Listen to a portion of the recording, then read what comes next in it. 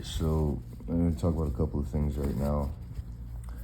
Um, so in a isolated case of one person and another person, their survival is determined by how well they understand existence.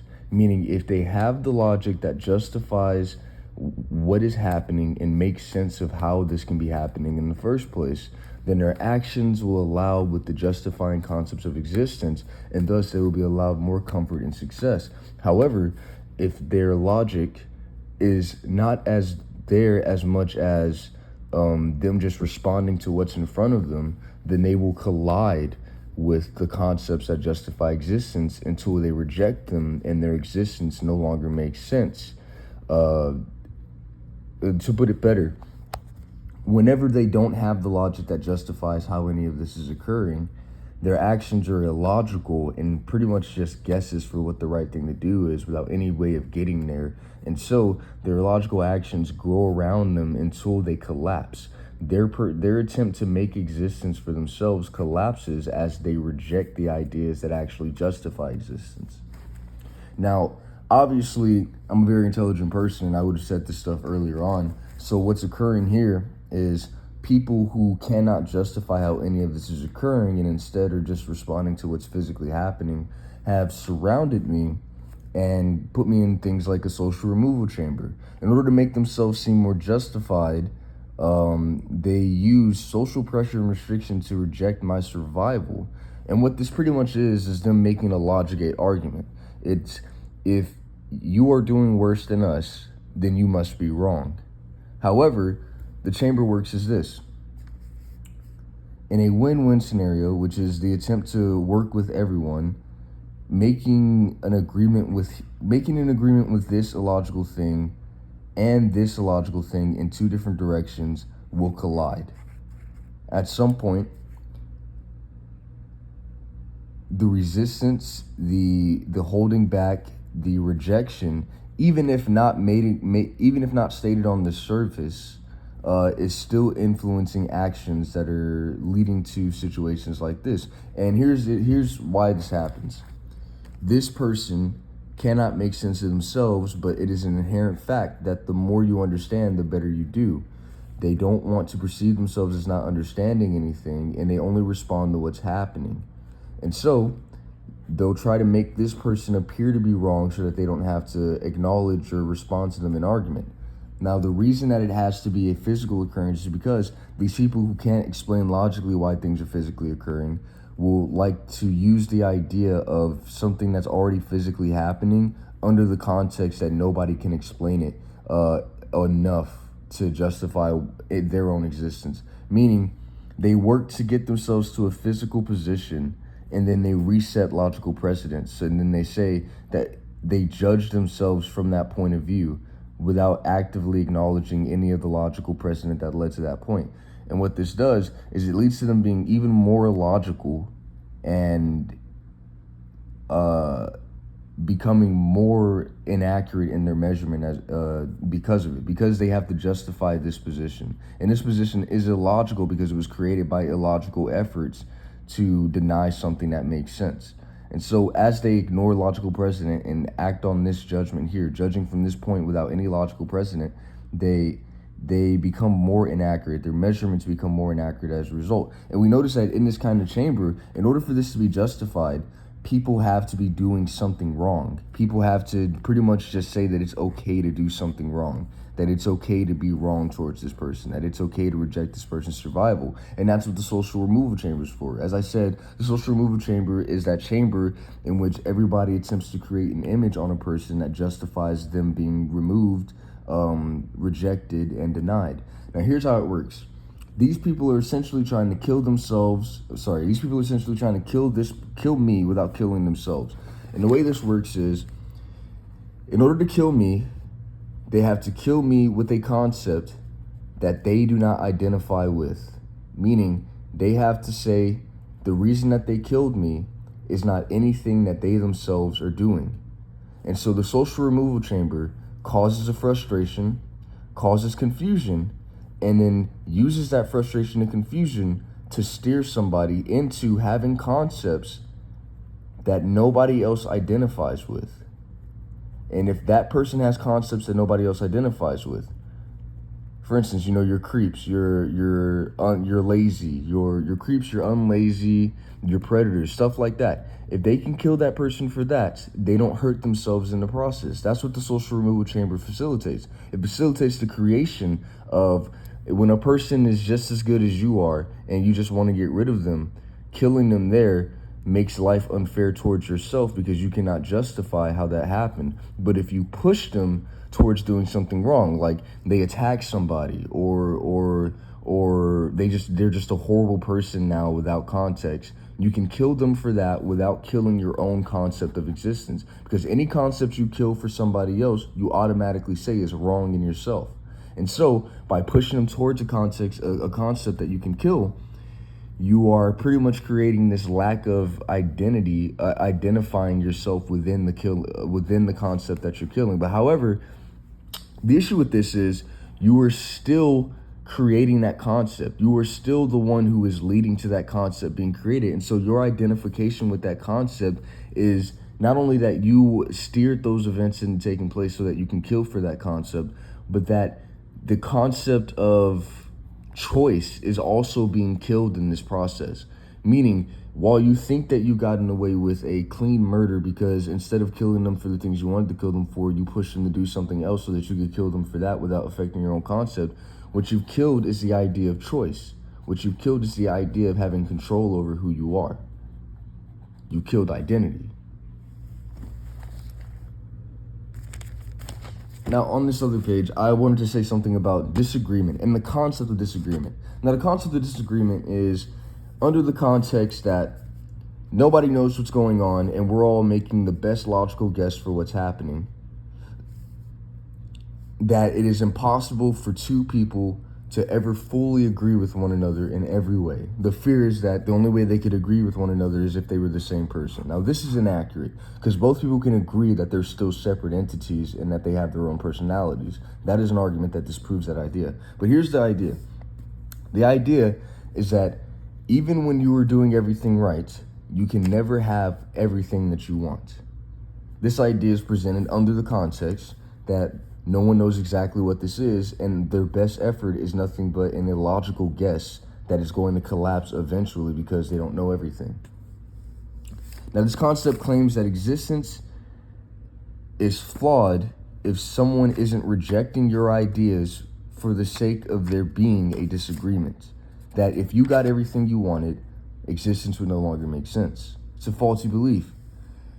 People tend to believe that they are not making their own choice if they agree 100% with everything that I'm saying. And so they always make this small little effort to disagree with me just to prove that they can.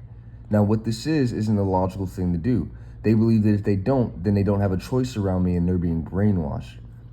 The issue with this is when I'm 100% right, their attempt to disagree with me, to preserve their choice by disagreeing with me, actually leads to them lacking an immediate logical substantiated stance. I'm going to say this better. It leads to them taking unlogical, illogical, unsubstantiated stances, which leads to their loss of choice, because choice is directly correlated with how much you can make sense of existence. The more you understand what existence is, the more choice you have over it, simply because your actions will not collide with the concept of existence and collapse yourself. The less you understand existence, the more your actions are just going to crash into themselves, taking your choice and forcing you to play this game of trying to make sense of your own survival. Now, there's a bit of a true-false here. False, without disagreement, no one would ever be challenged to learn. The idea is that if you always had what you wanted, you would be silver spoon fed. You would never have any resistance or any pressure to increase your knowledge, to increase your wisdom, to teach you life. That the idea of a disagreement itself teaches. But here's the truth. Existence is itself already underneath that pressure that learns. Remember, Nothing to something is a physical confusion that leads to consciousness by investigation. Investigating that confusion is the investigation of concept that allows you to learn in the first place. And so if you're already doing everything right, if you're already investigating everything right, you're already accepting all concepts of existence, accepts. An accept is whenever the concept is correct. A concept is whenever the concept is still illogical and thus will lead to you collapsing over time. It means that someone disagreeing with you when you're doing everything right is not helpful at all, but is only going to lead to you becoming illogical, because it's like this. If everything you're doing is logical and makes sense and there's nothing wrong with it, someone disagreeing with you anyway is pretty much just a hole in that logic. What it is if you're right, but something just says that you're wrong because it claims that you just need to be wrong in order for things to make sense to them, it means that it's saying that the right thing is wrong. This leads to you becoming confused and therefore crashing onto your own logic of thinking. So the whole point here is the belief that by disagreeing with me in a small way just to confirm that you have a choice actually proves that you have a choice is wrong. It proves that you can choose to be inaccurate if you want to, meaning you can choose to waste your money when you know you have a bill to pay, stuff like that. But it does not prove that you have a choice, because the less accurate you are, the less control you have, because you'll spend more time responding to collapses and errors. Now, in this rejection chamber, in this chamber of people who don't want to be wrong, the people who attempt to create concept that they can use to ignore the fact that there's obviously a logical value here that they don't have, there's two arguments taking place. I forgot what the other one was while I was writing. One of the arguments is that if I can outsmart this chamber, then I'm so intelligent that I'm a predator, that I would be so intelligent that I would be preying on other people's choices, that I would be taking advantage of their inability to understand things, and that would make me a predator. Now, this is a guilt complex that forces me to accept their behaviors. It pretty much says, we're doing this to you because we think that it makes sense, and if you can prove to us that we don't make sense, then you're way too smart, and none of us can trust you. What it pretty much says is, if you don't let us do this, then you're too smart anyway, so you're a bad person, and we were justified to be doing it all this time. The issue with this is that if I am making sense of existence beyond just what's physically happening, but to the point of reaching the concept of nothing existing anymore, I can talk fully back to the concept of nothing existing, then it means that naturally speaking, I can already see things that you can't. Meaning these spaces that you're missing here, I can see that, and I can see how you, how do I say this?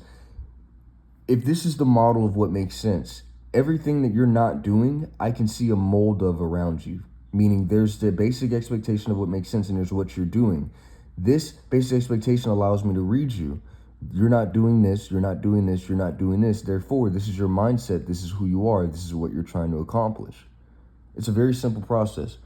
By comparing you to a filter, to a mold of what logical behavior is, I can determine what your character is and who you are. Now, your fear of being read, your fear of being understood in this way makes you think of being preyed on, a loss of choice. But actually, my influence, when attached to logical precedent that actually justifies existence, will only make you better and give you more choice. Now, there's something else here. I think it was this, that in order for themselves to seem justified, they have to destroy me, and that while they're doing it, they'll be doing me wrong. Like, for instance, I had my phone stolen. People have lied. People have cheated. Everyone here that knows what I'm talking about, everyone knows what's going on. You've either lied, you tried to cover up a crime you've committed against me, you've stolen something from me, you've purposely been unfair just to get what you want. It's that kind of stuff that justifies this. But in this chamber, when you guys are only responding to what's physically happening, you act as if what's physically happening determines who we are, rather than there being the logical precedent. A good example, and this is one that's fun. This one's really fun. So let's say right now, sorry, I didn't mean to show you that. Let's say right now, I had to get up for a second. Oh my gosh, my legs are killing me, dude. Oh, let's say right now that I was to choose to reset. I was to choose to reset existence right now. Let's say I'm outside. Let's say I'm outside and I'm waiting on the bus. No, let's say I'm not even waiting on the bus. Let's say I go outside and I'm sitting down and all of a sudden I forgot why I exist. I forgot what everything is. And I try to make sense of existence from this point. I don't have any money in my pocket. Let's say I don't have a phone. From this point, trying to figure out what to do next entirely depends on what's physically happening. At this point, I've got nothing except for what I am and what's around me, without any logic that determines how I got there. Now, the logic that determines how I got there is that I left from here and I went to that place and I had something to do. That's the full logic of the situation, not just what's physically happening in front of me in this moment. But without that, I've got no ability to navigate existence. If everything's taken from me and I'm reset to not know what's going on, I cannot survive, because I cannot navigate my situation if I try to just look at myself and see what's happening. Without anything to connect myself to the environment, I cannot navigate the environment. My whole point being that while yes, there's something physically happening, when you consider that more important than any logical precedent that could have led to anything physically occurring, you make yourself unable to survive and navigate through what's occurring. Meaning, if you just get to this point where you all work together to create this physical position in which you can say, he's worse than all of us, so that must mean he's wrong. That means that you're detaching yourself from logical precedent that justifies how any of that occurred, and have now put yourself into a more inaccurate, more flawed state of being. Meaning, hold on, where's the pen? Gotta find the pen. Hold on. Okay, there it is. Meaning, if you were this before and you created this, in order to justify this, you have to abandon even more logic, meaning you become even smaller, even more messed up.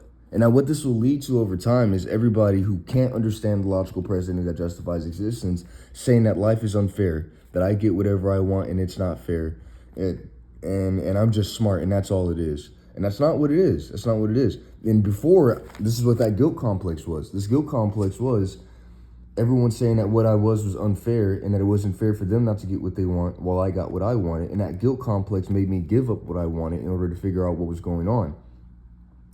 Now, in this, another thing that happens is people tend to do this.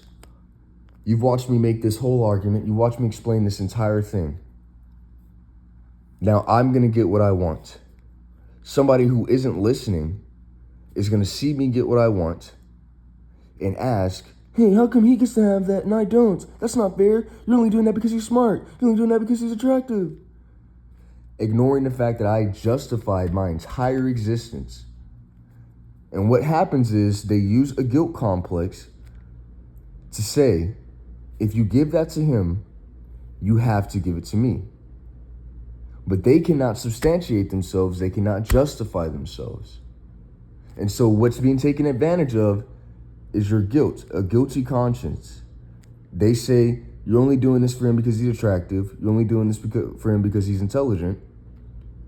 Which means they attack you with the concept of, if you're not smart, if you're not attractive, you can't have whatever you want. In order to survive, they guilt you into giving them what they want. And in fact, go even further to say that I can't have what I want, even though I'm the one that earned it. So to put this in a smaller chamber, they say you're only doing this because he's attractive. You only do this because he's intelligent. At some point, everyone feels like they're not attractive and that they're not intelligent. What they're doing here is they're saying that if you give into this, then only attractive and intelligent people can be successful, which, because of everyone's insecurity, kills themselves.